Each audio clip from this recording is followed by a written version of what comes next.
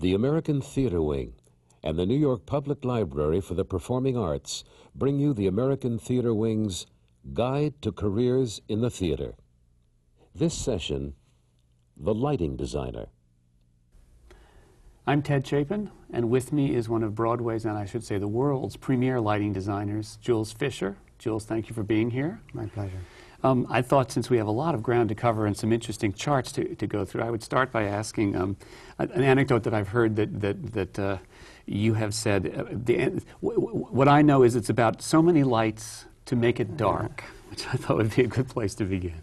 When I did my first show on Broadway, I was 21 years old, and I was standing in the theater the first day when they were loading all the lighting equipment in, and these men were bringing dozens of lights off the truck and laying them down on the front of the stage until the stage was full of lights. And the producer walked over, and he saw all these lights on the floor, and he said, "Why do you need so many lights to make it dark?" And your answer was? Because I do. Because the darkness is as important as the brightness. And it's you see the darkness in the shadows between light. It's fascinating. My sense of lighting design is that there's an aesthetic side to it, which is absolutely fascinating. But I want to talk a little bit about the technical first. We can sort of get it perhaps out of the way. It would seem to me that lighting, there are very practical things about lighting. I mean, you've got to know what a switch is, you've got to know what electricity is. I imagine there are a whole series of things that you have to know before you can even contemplate being a lighting designer. True? Yes. The aesthetic part is first in my mind, however. Okay. And involved with the aesthetic side is how we see. This is both technical and aesthetic. You have to learn how the eye works. You have to learn how the brain works, and you have to learn about optics just to be able to know how to see. How do we see? Why does one person see this color differently than another color? So that's important. Then there's the physical side of light involving the optical, which is physics and science. How do you propagate light? Light can come from a candle, a flame, a torch, or it can be made through electricity, where we use a light bulb or an arc lamp. So light has to be physically produced. And then you have to manipulate that light. Do we aim it at the stage? Do we put it behind a drop and let the piece of scenery be translucent? Do we put it below in the traditional area called footlights?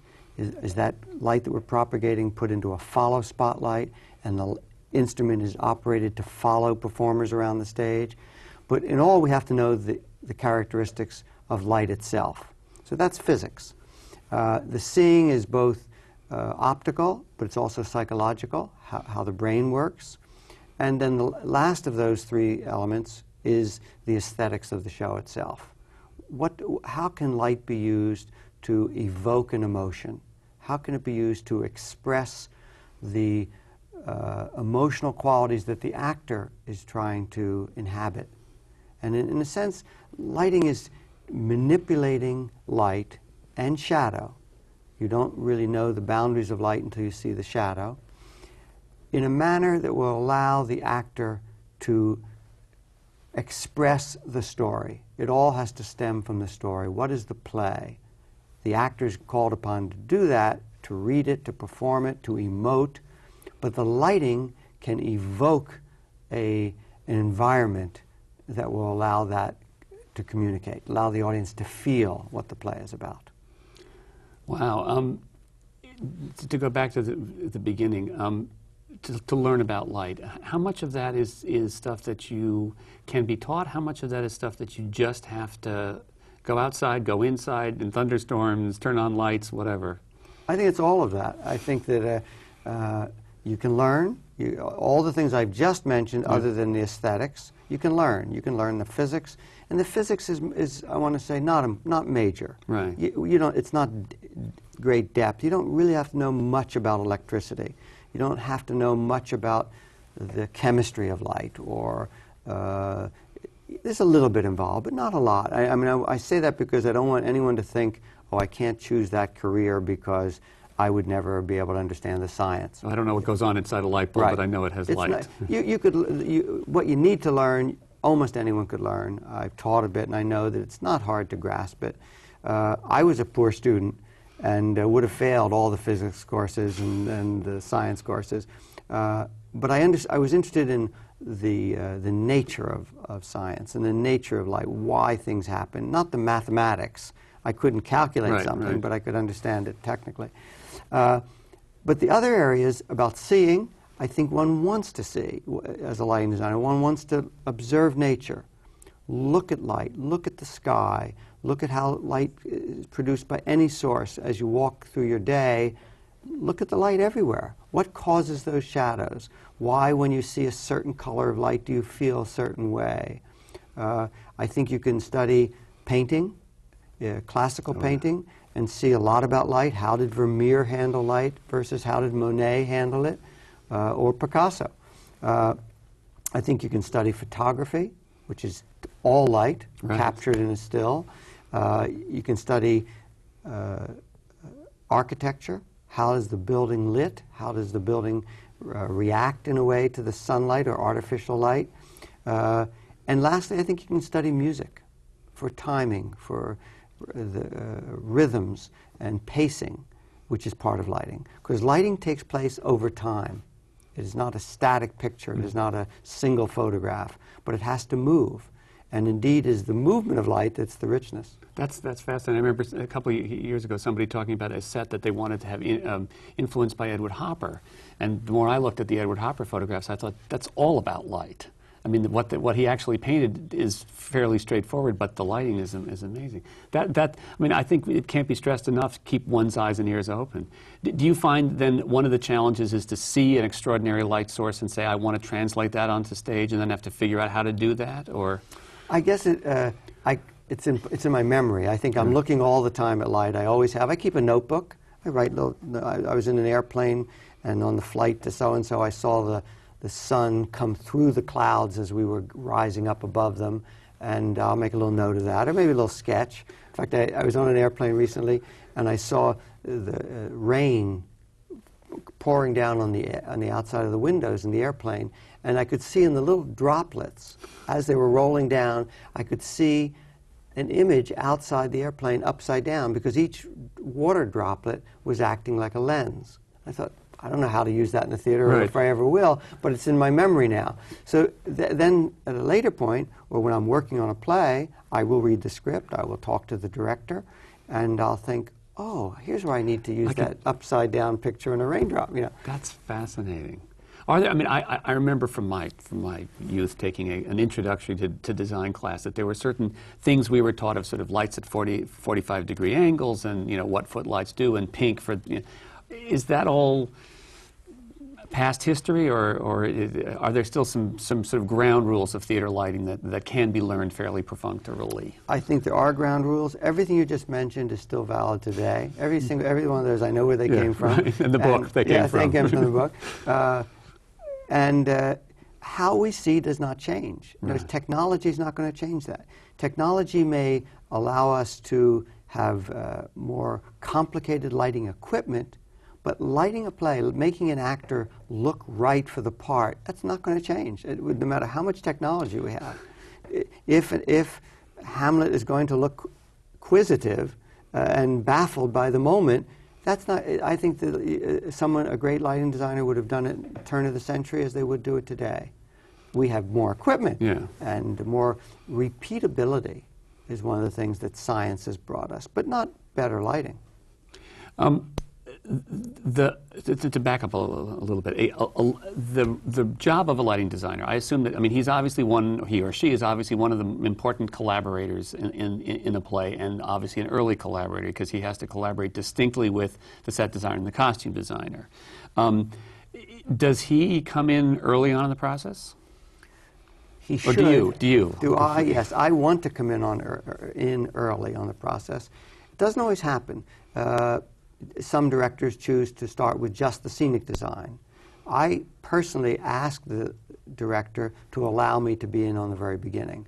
I would like to think, and it's not just ego, that I could make a contribution that will be expressive in the play and say we can tell this part of the story with light.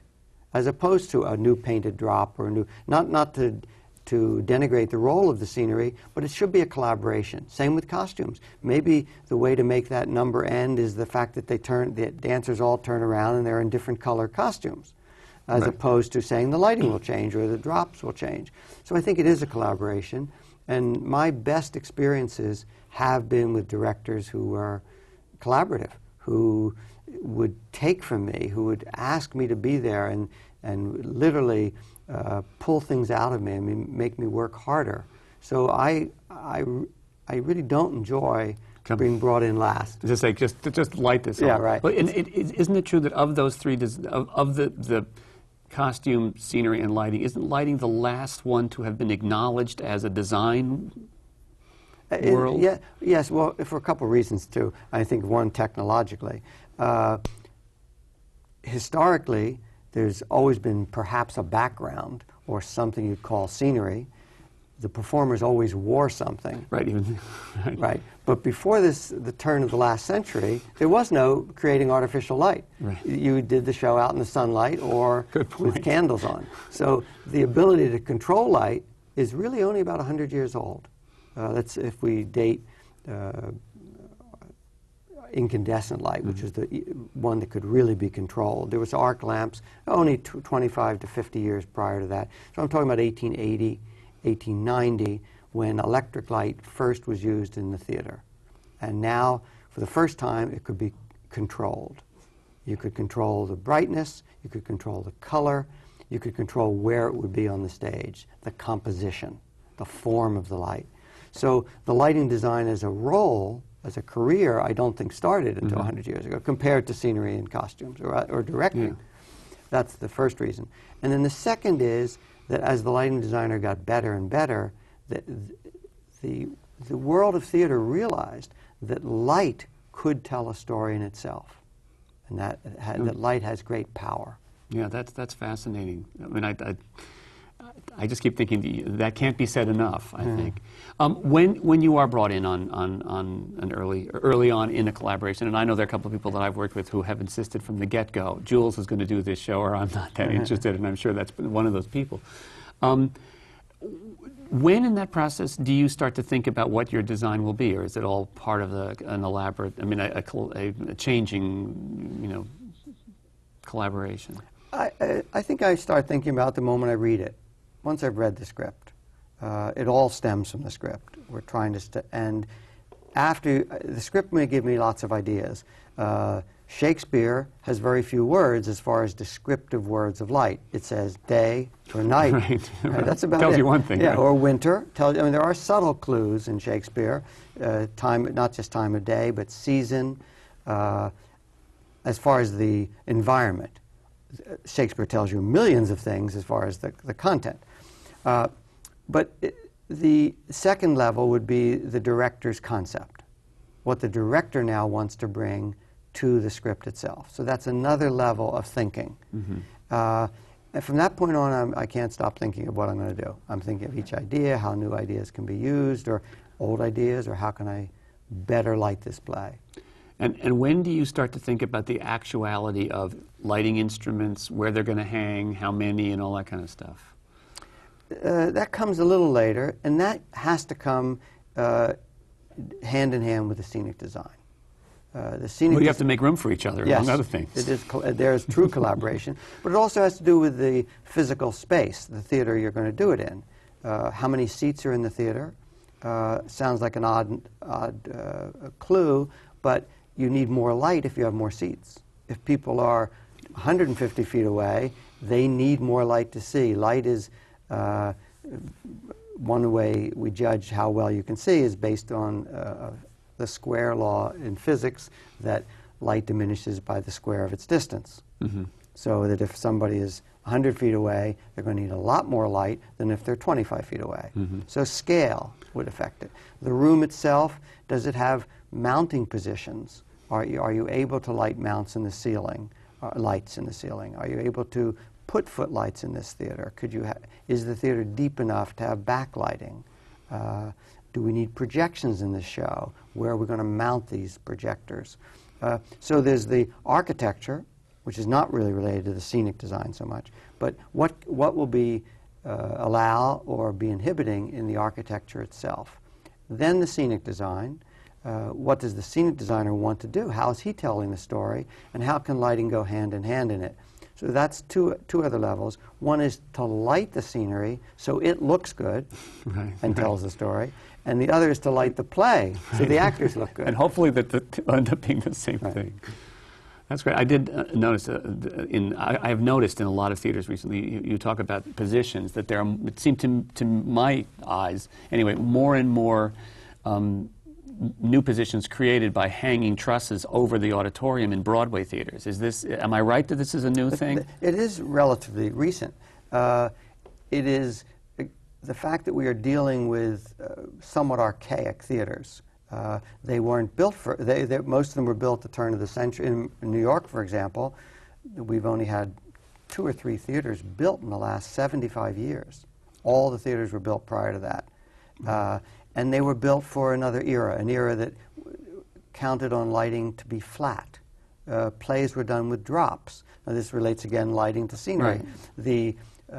The scenery was often flats or drops that came in and out in a show, and they required light from the front that was basically flat lighting. Right, from the front of the balcony rail, from the balcony for the most rail. part.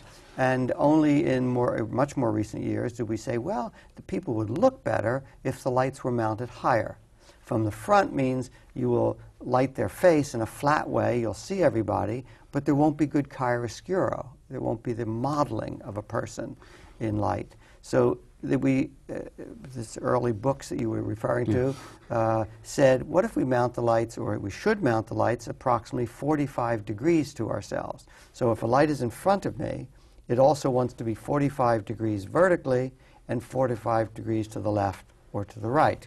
That would allow an object to seem most plastic. If it was a sphere or a cube or an actor, that object will seem most three-dimensional by putting a light in those two, the corner of a cube, which is 45 degrees to the left or 45 to the right. Now that's a basic principle in stage lighting, but it's absolutely valid. And people say, oh, well, I learned that in college, I don't need that anymore. You do. It's still true. That's what's going to make a performer look good. Now, we alter that based on the play. Does this play need it to be more scary? So I would like to have a higher angle, so people look a little more less inviting, a little more frightening perhaps. Or to, instead of 45 up, maybe I want to go 45 down so the lights are below and be like ogres or scary with deep shadows in their face. So that's just a starting point, the 45. And the theaters were not built for that at all. They were built for lights on the front of the balcony and some lights backstage. And modern times, we want to put light anywhere that's going to light the play well. So in recent years, people have been hanging structural trusses in the theater, architectural trusses, metal devices that we could hang in the ceiling. And theaters have vertical booms of light in all the box boom positions where people sit. And you go to a gorgeous theater like the Belasco or a gorgeous theater like the Colonial in Boston, and amidst this rococo gold wall, you see these pipes of black lighting instruments, quite ugly in that sense, but they're needed to light the play. So many instruments to make it dark. When, when the light goes out, it's great. We have some charts, which I'd love to get to now, because this is basically when you do light a show, and this I think we have one for Ragtime. After you've obviously, I mean, the script is being developed, the show is being developed and all that, and comes a time when you have to put down on some kind of paper what it is that you've done, right? So so we look first at this. I want to save that one till later, because that's sort of the end. So here's a lighting plot for Ragtime. This is a typical drawing that every show would need to mount to execute the lighting. And let me go back a step, because this looks like a complicated drawing, but it is just a chart of symbols that tells me and the electrician who has to mount this equipment. Now you have to bring technicians in to put it into the theater. Although when I would do a play off Broadway, I mounted all the lights myself, and I was very happy. I didn't know that I could have other people do it. But each one of them, each one of these symbols, represents a type of lighting instrument. And there's a key actually over there where it says symbols. And there's a different symbol and it describes what that light is. So the process I go through, or all lighting designers go through, is after reading the play, we take the first moment of the play, and it says, the actor steps out in front of the curtain. And I might say, how do I light that? I would like to have a follow spotlight come on from the rear of the auditorium and put a big circle around him so he's on stage in a vaudeville show, let's say. Right. So I say, okay, I make a note, I say I need a follow spotlight, and I'm going to put it at the back of the house. On a piece of scratch paper, not this final drawing, I draw in this symbol, which is a follow spot, and it says follow spot booth. There, it's done. That's that symbol. And I do that for every single light on this drawing. So if I need a backlight to this performer who's this drawing, by the way, represents the plan of the stage. Right. It's as if you put the scenery, all these other lines, these horizontal lines, gridded lines, wiggly lines, represent scenery. And this is the average space of this theater. Right, and can I assume that these that are at an angle are actually going up? They're vertical. Right. That's a method of representing. There's another shaded light. See that little shaded mark? Here. That's the true elevation of that light. Let me lay this down. Yeah. If this is the plan of the theater, Right. and this is the footlights, and the audience is out here, these lights are on poles here, here, and here. So on the drawing, to indicate this pole, I turn it like that, because you can't draw all the lights on a dot. Right. So now I can draw every one of the lights. Oh, I see. So these are that? That's exactly right. I see. Okay. This group of lights is this is that one, and that is that. And there's words for it. I mean, so this, what looks like a complicated drawing slowly becomes simpler. If you read them, it says 1 tower left. Right. That's where it'll mount in the theater, so now the technicians know how to mount it, and that's what's mounted on it. And each one, again, is a light. So I said I wanted to backlight this performer or sidelight the performer, so I'll pick a certain type of light, and I'll mount it here. And I put that down on my chart. Right. And I do this on a yellow piece of paper or scratch paper until I've got all the lights down, and then I transfer it to this big drawing. Now, most of these look fairly simple, but I noticed that there are a couple of what look like fairly complicated ones. Are these the Vert Lights, the new kind of light? Yes, that is. Explain those a little bit. This was a giant leap in technology that's only come about in the last 15, 20 years. And let me go back also to mention there really are only 2 major technological changes in the last 100 years. From when lighting became a craft and an art form where we could manipulate light, as I say, just prior to the 1900, light could now be turned on. You had a light bulb. You could connect it to a socket and a dimmer or a rheostat, and you could dim the light on. Now we had control of it. In the court era, when people had plays lit with candles, the candle was either on or off. Right. And if you wanted it dark, someone had to go out and put the candle out. And then you had to have someone else relight it. Well, now we have a light bulb. As simple as that sounds, we can turn a knob remotely. We can put the control somewhere else, and this light will come on and off as we'd like it to. These became more sophisticated. The light bulb got put in a box. A lens got added to it, a reflector. We could now put a color in front of it, so we could color it. We could shape it by making a special light that would do that. But each light could only do one thing. If you mounted a light above the actor's head and you said it was going to be red, you put a red color in it, and I have this book of what were called gel colors that we pick from, and I would pick a red color, number 42, let's say, and put that in there. That meant that light was red all night long. Right. If I wanted that light on, it was going to come out red, and it was going to come out as a cone of light falling on the floor. So to have more versatility and more opportunities to change the lights, they invented a device to change the colors of the lights in the form of a scroller. We could now put multicolors in the lights. But the big advance was, that's an advance in itself, but the big advance was to have control of the intensity of the light that was memorized. And that happened only 25 years ago. Prior to that, we had dimmers big racks of knobs up that electricians could push the knob up or down, and the light would get brighter or dim. And that's how shows were lit up until 1975, when electronic boards, and I'm thinking of the professional theater. Right, there were some other examples of that. Radio City Music Hall had an electronic board in 1936. Wow. But not very portable. And but was it successful? Did they use it clear through? It's been used right up to this, well, up until a few years ago. That's great. Yeah. That's great to know. But the modern electronic board was first used on Broadway in 1975.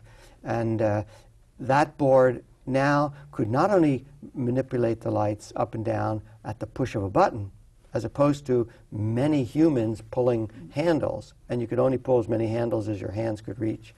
Now we had an instrument, a control board, operated by a computer that could literally control any number of lights. It's limitless. So you could have 5 lights on it or 500. And this control board could do very complicated cues. So before the human, you could ask the human, I want you to have this light get brighter and this one get darker. That took 2 hands. Right. That was it. That was the extent of his power. So your light cues were limited by the number of hands, which affected economics in the theater. Nobody wanted to pay 10 electricians to do this. Well, the electronic board now enabled you to control many lights, and every single one of them could be moved independently. So one light could be getting brighter and brighter, like the sun is rising. That could be set to happen over 3 minutes, while another light is blinking on and off like a traffic light out in the street. And all of this happens at the push of a button. So the main technological advance of science is the computer-controlled dimmer board. But the second one, and what you were relating to when you looked at one of these moving lights, was the invention of automated computer-controlled lights. So the same light that I said earlier could first of all only have the red color in it and point straight down, now could be motorized. So the light could pan or tilt or move in any direction. We can change its color. We can change the beam size of it.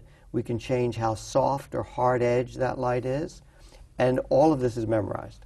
So now we can program that light at the top of the show to light that actor. But 3 minutes later, it could follow the actor as he walks to stage left. And then a minute later, it could fade out and come up on the king's throne upright. So now one light can do what hundreds of lights had to be employed before. But they're all programmed by a computer, therefore, I mean, you can push a button and it goes to its program and it can stop, and you can push another button, but basically, at some point in the technical week, you have to program. At some point, an artist has to come in and say, I think it's a good idea to light that throne at this moment. Right. And that's what the lighting designer does. So even though these 2 huge technological advances have happened, it's not made the lighting designer's job less, it's increased it. Yeah. So in fact, this is a question that always comes up is, why does it take so long to light a play? And it's now taking longer than it used to. Well, the answer is that in the earlier times, we had less lights to control and less choices to make. If I had this single light that's over the head of the actor... It was red, white, or blue. Red, white, or blue. And it's on or it's not on at some degree. And I had control of the timing. I could say it came on in 3 seconds or off in 10 seconds. But that was the number of choices. Now, I have to go to every single light, or not necessarily every, but many of them, and make many choices for every lamp. But what it does give me is a much greater control. I can now have the subtleties of motion that was unthinkable before 15, 20 years ago. And another factor is it's repeatable, which is very important. If I'm going to do something so complicated, it'll happen again tomorrow night. Right. And in the older days, when humans were relied on it, you said, I could train an electrician to bring this light up very slowly as the dawn is coming. And I'd say, just near the end of this, get a little faster so it has a little bloom at the end. Well, the next night he may forget that. Right. Or somebody else may come in and do it. Somebody else comes in. Now it's absolutely repeatable. That's great. That's great. So an electrician will take this and know where everything has to be hung, and he just follows this drawing. Now, there are a couple of other drawings too that are important as well. As I say, these are mechanical tools, visual aids for all this. But all plays or musicals or puppet shows or operas or ballets need this kind of drawing to execute their lighting. This is a section view. Right. Which is, and this is looking at it from stage left. Right, So audience out here. the audience out there. In fact, that little dot represents the first row of the first person sitting in the theater. So those lines represent sight lines, what he can see or she can see on stage. Oh, interesting too that all the scenery that's hanging has to be higher so he won't see See stuff. how it's all staggered up? Because you don't want them to see the scenery that we haven't used yet. Right. Keep the surprise. Exactly. Keep the surprise factor. So this now shows what was drawn on the other drawing as light pipes, Right. linear rows of lights, and we talked about the vertical ones. Right. Well, the linear rows of lights are now drawn here as cut in half. I That see. is looking down one of the linear pipes. Right. And the vertical ones we talked about are now right here. I said there was number 1 tower, number 2, and number 3, and there they are. Is there any reason why these towers are a certain height? No, that's my choice. Depending on how many instruments you want in there. Exactly. And just out of curiosity, what are these people here? This was for the musical Ragtime, which was lit by my partner and myself. My partner, Peggy Eisenhower. We've been working together now for 15 years and do everything together. This was a bleachers that came out for the baseball number.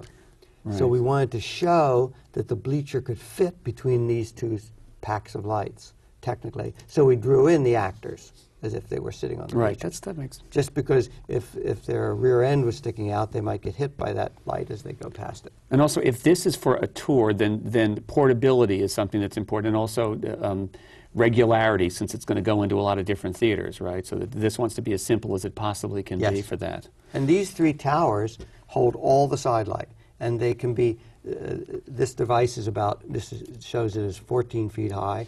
That can be tipped on its side and then rolled into the truck. Right. And we ship these with the lights in place, and has casters built on the side of these towers. So they're just rolled into the truck, brought in, and can be set up. This whole show can be set up in, I think, about 14 hours.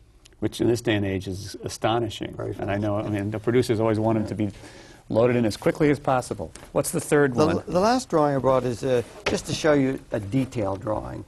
For a show, we do dozens of these.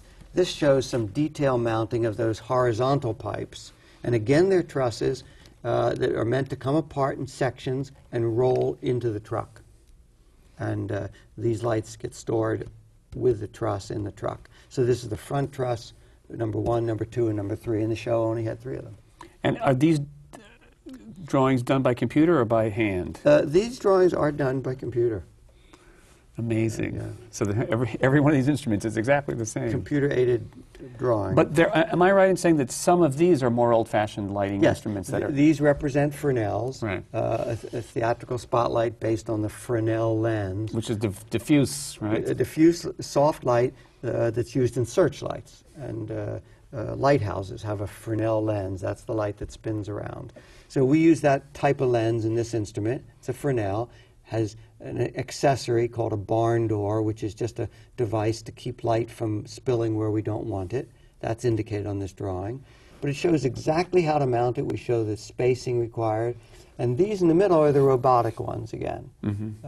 So that just points straight down, but during the show it can point anywhere.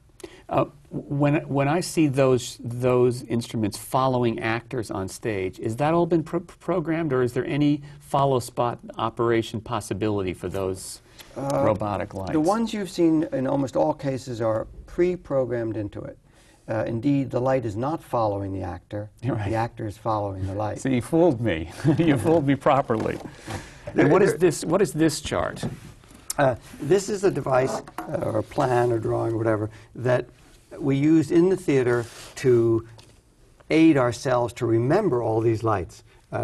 I couldn't remember the number and channel or control channel. So if we want a light that, again, that actor who walked out at the beginning of the show and was lit by the follow spot, I might also want to light him with a front light.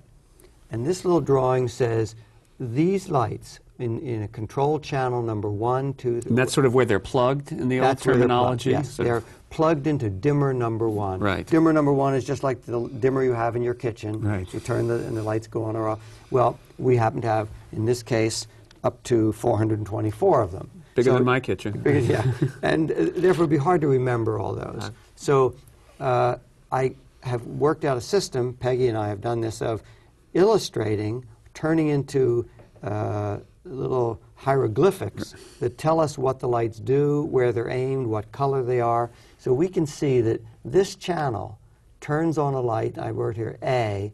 A means stage left to me. B is getting closer to center. C is center. So that I know now if I want a light in the center that's from the front and it's pink, then I turn on number 3. I see. And if I wanted the footlights, I have a little picture here that you can see of a foot. Right. And if I wanted the blue footlights, I go to channel number 205. Oh, that's, I see. And that's how I do it. So this is just a little ideogram, I guess, to find the lights. Now, I assume that when you're in the theater and the lights have all been hung and it's focus time, that's when this is absolutely imperative, because when you're still, you have in your mind what the lighting design is, but now the reality of it sits in and you have to make adjustments and all that kind of stuff, and that's where this is key. This is like my glossary. Right. I can look things up, including, if you see on this side, are colors. Nowadays, I said, lamps can have multiple colors in them. So if we pick a moving light or a scroller, it has this range of color. So I know that if I call up number 363, I'll get this. But I have actually included it here. I don't know if you can uplift this to see. You see through it that the colors are right on this chart, the actual colors that we use. And these are pieces of these individual gels that I've put into this book. So and are those ones that come pre-programmed into the lights, or did you decide which ones? These are ones that we picked for the color scrollers. It's a mechanical device that makes a long scroll, literally one of these glued to another. They're scotch taped together to make a long roll. And then a motor turns them. So if I tell it to go to channel 402, it'll go to this shade of pink. If I tell it to go to 375, it'll go to that shade of blue. So it's just, again, through numbers, I can pre-do it. Now, the interesting part of the automated lights, these new robotic lights have infinite color. You no longer have to pick a shade of blue. I can dial in any shade. I can put up a color blue and say, I'd like it to have a touch more green. Or, and now let's make it a little darker. So you can manipulate the colors, so there's literally an infinite number of colors available. So to be able to choose those while I'm lighting a show is what takes time. Right, sure. Too many choices. Yeah, too many choices. You mentioned earlier Peggy Eisenhower, who was your partner. How did you come to partner with her? Well, I had never had a partner before where we lit shows together. And I went to Carnegie Tech. When I went there, it was Carnegie Tech. And I went to lecture there, and at a time when it was now called Carnegie Mellon, a wonderful university that teaches drama. And she was a student there. I met her at the time. And years later, or a few years later, she came to New York and knocked at my door and said, I'm interested in working with you. So I said, well, you could. She came at the moment when I could use her as an assistant. And we worked together. And very quickly I realized she was brilliant. And I thought, well, I might as well work with someone who's going to make my work look even better. So we became partners. Well, and I think in that you have touched on some important things about education and training. I mean, Carnegie Mellon is obviously one of the good places in this country where people, if they're interested in lighting design, could go. It's an excellent school. Right. There are many drama schools. Well, first of all, there are many liberal arts schools one might go to, and I think a liberal arts education is very important. You want to learn about life, you want to learn about living, you want to learn about art, you want to learn about every aspect of the world to utilize as a designer, as a human. What we're doing in the theater is expressing emotions, and if you can't get to your own emotions, you're not going to be able to do a very good job with others. So good point. I think it's good to study everything. And therefore, there are schools that are general liberal arts schools that may have no theater school or no drama department. Then there are those schools that have drama departments and will teach a general education of theater. And then there are some more specific schools, Carnegie Mellon is one of them, that not only has a drama department, but you can major in lighting, or you could major in scenic design, and has a whole division related to that. There are a number of other schools like that. And also, you're going out there then as a professional back to your alma mater to talk, and obviously Peggy, as a student, showed initiative Right. to talk, to say something to you, and then to have the initiative when she came to New York and knocked on your door. Do you get other people knocking on your door these days? All the time. Yeah. People send resumes, which is one of the ways to get a job. And very often I have someone who is an assistant, and we will work with that same person year after year. If they're really good, we want to hold on to them. Part of it is training. We train them to work Your style. on my style, so you don't want to lose them. Right. And the good ones we hang on to. But we do get resumes, and we also go see other people's work. I see a lot of theater. I believe part of the educational process is to keep seeing things, to see. It never ends, in other words. It doesn't end. How much of this stuff that we've looked at was helped by assistants? All the drawing, this CAD drawing or computer-aided drawing, was done by an assistant. I'm a little sad because I don't even know how to do this. That's okay. I can only do it with a pencil. And but so I say sad only because there's some beauty in drawings. And if you look at really good drawings, the scenic designer Peter Larkin's drawings are works of art. Not meant to be, but his hand is so beautiful that it is in my view, a work of art. Even though it may just be a construction drawing of how to build the flats, right. His hand is very good. And I think there's a little lost in the computer drawings that are being done, and that is, again, an aesthetic sense. I try to say to people as we do even the computer drawings, have you balanced it on the paper? Is it in the right place on right. the piece of paper? You know, Right. Wouldn't it be more aesthetically enjoyable to look at if it was centered or off-center to balance something else? So I'm interested in the aesthetics even of the high-tech drawings. But assistants have done that. Assistants do a lot of the paperwork, keeping track of things, when we use certain lights, how we use them. Again, I'm into the repeatability. Repeatability is important because the lighting designer leaves the theater when the show opens. There's no lighting designer there. It's now done by electricians. Because it becomes a technical job of keeping it maintained. Of duplicating something, and frankly, with almost no creativity. We're not asking the technical personnel to contribute a new idea right. each night. We don't say, if that actor walks faster, we'd like you to make the lights more exciting and operate them faster. Right. We don't want that. We want to make it precise. No improvements, No please. improvements, Right. Exactly. So we record everything very accurately. What the follow spot person does is written down to the last inch, to the last single movement, the color, the size, the intensity, so that if that person leaves, and they do, they go on vacation or they get sick, someone else can come in and read exactly what the first person did. Same with the actual light cues, the electricians, stage managers' work, the focusing of the lights must be maintained. So assistants keep track of all that. And you, as a lighting designer, get paid a fee, and then do you also get an ongoing royalty? Yes.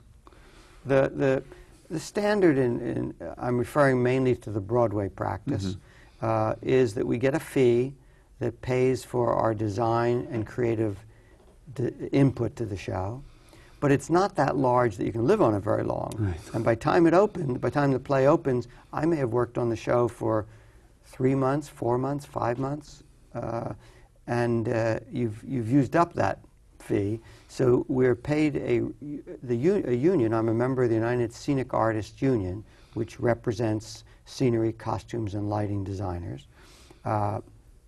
And the union now demands that every member get a weekly royalty, a minimum amount per week.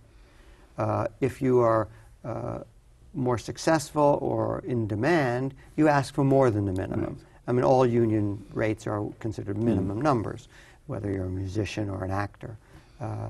And as a designer, I will say, look, I think my time is worth more than that. I'd like to be paid twice the minimum amount, let's say, as a weekly royalty. And I get paid that as long as the show runs. Right, and I think you deserve that. Yeah, thank you. When you have designed and when you have instrumented this and done these things, obviously it has to go to there's a shop that has to provide all the technical stuff. What's the next step? We in our shop draw, or in our studio, we draw exactly where the equipment goes. We make lists of the equipment, how many instruments we need, what the colors are, everything they have to purchase. We also have to design the scenic electric. There's a lot of lighting often built into scenery or built into costumes. Right. In the case of Christmas Carol in New York at Madison Square Garden, there are costumes that glow and light up and have flash bulbs in them and things. And so we specify that. We then give that to the costume designer who builds them in. So we specify the lighting.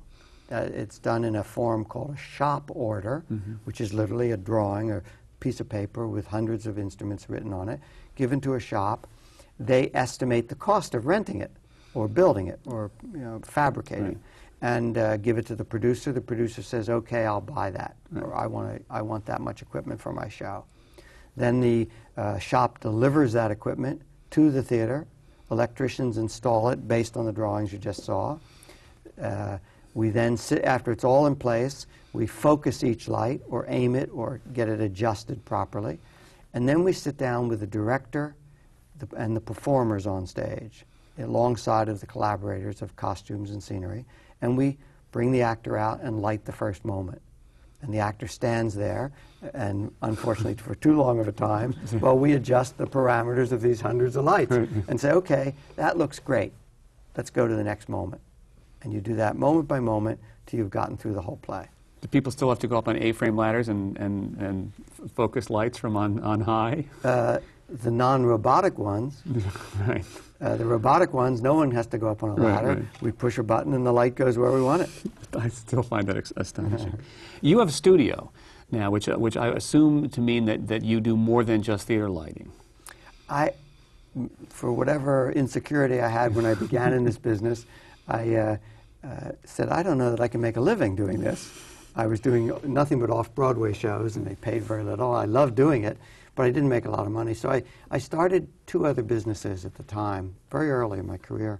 One was to design and for new theaters and renovate old, to act as a consultant, a theater consultant, to help make better theaters, to provide for an architect or a theater owner a design that would allow the theater to function well. Right. When people build... On all levels, not only lighting, but all not just lighting, but scenic handling devices, sight lines, sound systems, lighting systems, orchestra pit elevators, how thick is the floor, what is it made of, what are the dressing rooms like, how does a musician get into the theater, where does he hang up his coat, where does he put his musician each night, and how does he get to the orchestra pit? Seems pretty basic, but I don't think an architect necessarily thinks of that stuff. No, just as an architect might not know about landscapes consulting, or if an architect does a restaurant, he might not know how to actually make the kitchen function. Right. So we'd bring in a kitchen consultant. So in theater consulting, we help them, architects and theater owners. Oftentimes the director of a theater may know what he wants it to be, but we can help focus his ideas and say, you know, after we listen to that person, we might say, you know, you don't really want a grand opera house. You want something for musical comedy theater. Or you don't even need that. You really want to do plays. So let's build you a theater that will accommodate that. To give you a simple example, the floor on a stage is different for each of those types of theater. If you have a grand opera, you have to have a floor that is stiff enough that can allow huge pieces of scenery to roll out. So the Met has a much stiffer floor than, say, the Metropolitan Opera has a stiffer floor than the State Theater, which is for ballet. They want a floor that's springy, that can take dancers moving up and down. So just that alone is a tiny technical specification that we get into. My company is called Fisher Dax Associate. I have a partner of many years, Joshua Dax, and we go around the world helping to design new theaters. That's fascinating. That's one. The second business is architectural lighting. It was an adjunct of what I did in the theater, and I started again many years ago with a partner, Paul Morantz, and we started lighting buildings. That must have been fun. Yeah, and it still is. Yeah. And in that end of it, we do everything but theater lighting. So anything that requires lighting, a restaurant, a hotel, lobby, ships, parking lots, outdoors or indoors. We light anything that's not a theater. And that's just my other business. And what kind of things are you working on in that department now? Well, we did the lighting for the renovation to Radio City Music Hall recently. We're working right now on a renovation to the Hollywood Bowl. We are doing the new theater for, so theaters all over the place. A variety of things. And last, I mentioned also, just because it's fun, we have been doing lighting and theater design for ships. Many of these cruise ships in the last years are building elaborate theaters within the ships. So we're Are the budgets pretty nice for the ships? Only in the last years ago, you got on a ship and there was a room where a band played and you danced in a low-ceilinged hallway. Now the theaters have full fly floors, elevators, machinery. The most recent ones seat 1,500 people. Unbelievable, unbelievable. And they were actually paying some royalties for some of the shows they're doing there from time to time. What advice would you have for students who think that lighting design would be something that would be intriguing to them? Other than live and keep your eyes and ears open, which I think is key. Go to see everything they can, see all the theater they can, see how people light shows, learn about theater, see how people light shows poorly. You can learn a lot from seeing someone do something wrong. Right. I said about finding about life, study, learn about all the other aspects of art. I mean, sculpture, photography, architecture, what have you. And then, depending on how compulsive you are, or how aggressive you are, because you can make a living lighting a play in most cities now in the country. But if you really want to work full-time, there are only a few number of cities where you can do that. Los Angeles, Chicago perhaps, and some others. But New York is the mecca still. There's more theater being produced in New York than anywhere else in this country. So if you want to be employed more often, New York is the place to come. You've lit some films as well, have you not? I've not actually lit a film. What I've done is to light musical numbers or numbers in a film. I see. Theatrically, sort of. I've done, in the movie A Star is Born, I did all the lighting for the concerts. Right.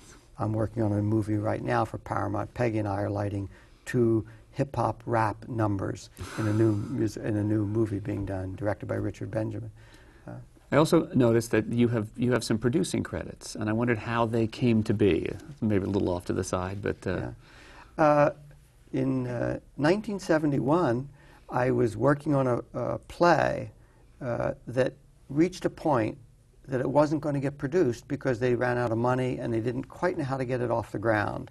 And the play was Lenny, directed by Tom O'Horgan, written by Julian Barry, and it was going to fall apart. And I thought, you know, I could do this. I could help make it happen. So I went out and raised money, and I became the producer. This was kind of by accident. I enjoyed doing it, and I have produced since then 7 times, but only when I was really passionate about something. I don't want to be a producer to be producing every week. Only when something hit me or was it brought to me or I generated myself, when I said, you know, this won't happen as well if someone else does it, so I want to do it. I got to do Dancin', which Bob Fosse directed. And I've worked on a couple productions with Graziella Daniele that she's directed. Yes. So in all I've done 7, and I have nothing at the moment that I'm producing, but I may read a play tomorrow that will excite me, and I will.